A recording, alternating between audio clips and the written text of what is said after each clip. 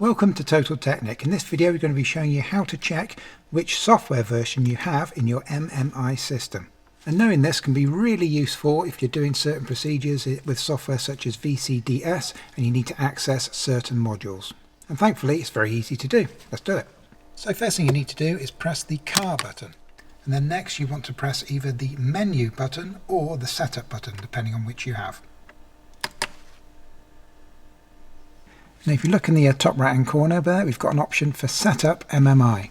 So I'm going to press the top right hand shoulder button, scroll down, and the last one there, version information, and click that one. And there you can see at the top, just there, software version. And if you have a quick look at the table that will show for you now on screen, then that will show you which version of MMI you have in your vehicle.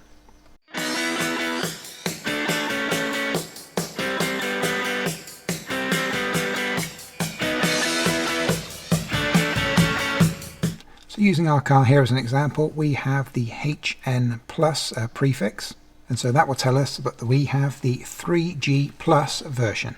So if this video has been helpful for you, can we ask a quick favour before you leave us? Can you take 1 second out of your busy day just to be sure to hit that like button for us? It really does help us out.